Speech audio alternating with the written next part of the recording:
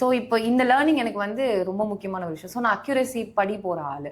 But என்னோட 5th 6th attempt, அதாவது 23, 24 and 25 என்ன பண்ணேன் அப்படின்னு பார்த்தீங்கன்னா, ப்ராடராக உங்களுக்கு வந்து ஒரு மெச்சூரிட்டி வந்துச்சு சப்ஜெக்டை பொறுத்தவரை. அப்போ எக்ஸ்ட்ரா ரிஸ்க் எடுத்தே ஆகணும். ஏன்னா பேப்பர் டைனமிக்காக மாறிடுச்சு. இப்போ அக்யூரசி போட முடியாது. ஏன்னா முன்னாடி வந்துட்டு ஓகே ஒரு ஸ்டாட்டிக் படிச்சிருக்கீங்க, அது ரிலேட்டட் டாபிக் வருது, நீங்கள் ஒரு பாயில் டவுன் பண்ணி ஒரு ஆன்சர் போடலாம். இப்போ ஒரு கரண்ட் அஃபேர்ஸ் கொஸ்டின் கேட்குறாங்க அப்படின்னும் போது you need to go by logics. Logic வந்து ரொம்ப ரொம்ப ரொம்ப முக்கியம். இப்போ ஒரு ஒரு it came to my mind, uranium Iran நியூஸ்ன்னு பார்த்துட்டு இருக்கோம். USA is trying to limit nuclear என்ரிச்மெண்ட்னு பார்த்துட்டு இருக்கோம். அப்போ என்ரிச்மெண்ட் லிமிட் பண்ணுறாங்க அப்படின்னா அதிகமாக பண்ணக்கூடாதுன்றது என்னோட காமன் அண்டர்ஸ்டாண்டிங். எனக்கு ஒரு பர்டிகுலர் நம்பர் தெரியாது. என்னோட எடிட்டோரியல்லேருந்து எனக்கு அண்டர்ஸ்டாண்ட் பண்ணது என்னன்னா, யுரேனியம் வந்து வெப்பன் கிரேடு அப்படின்னு சொல்லிட்டு ப்ரிலிம்ஸில் ஒரு கொஷின் கேட்டிருந்தாங்க.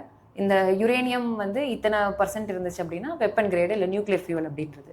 அப்போ எனக்கு அதில் வந்து ஒரு இன்கன்சிஸ்டன்சி புரிஞ்சுது. லாஜிக்ன்றது வந்துட்டு பிளைண்டா அட்டன் பண்றது இல்லை, ஒரு அண்டர்ஸ்டாண்டிங்லேருந்து வருது. அது ப்ராடர் அண்டர்ஸ்டாண்டிங் வந்தனால ஒரு 24, 23, 25 அட்டெம்ப்ட்ல என்ன பண்ணேன் அப்படின்னு பார்த்தீங்கன்னா 90 கொஸ்டின் போடுறது. 90 கொஸ்டின்ஸ் போட்டுட்டு உங்களோட ஆவரேஜ் இன்க்ரீஸ் ஆக ஆரம்பிச்சிருச்சு. 66 கொஸ்டின்ஸ் கரெக்ட் ஆகுது, 70 கொஸ்டின்ஸ் கரெக்ட் ஆகுது. போன வருஷம் எனக்கு வந்து ப்ரிலிம்ஸ்ல 112 வந்திருந்தது ப்ரிலிம்ஸ் கட் ஆஃப். பழைய ஸ்ட்ராட்டஜி படி பண்ணியிருந்தேன்னா இந்த மார்ஜின் வராது. ஸோ ரிஸ்க் எடுக்கணும், but it should be backed by logics.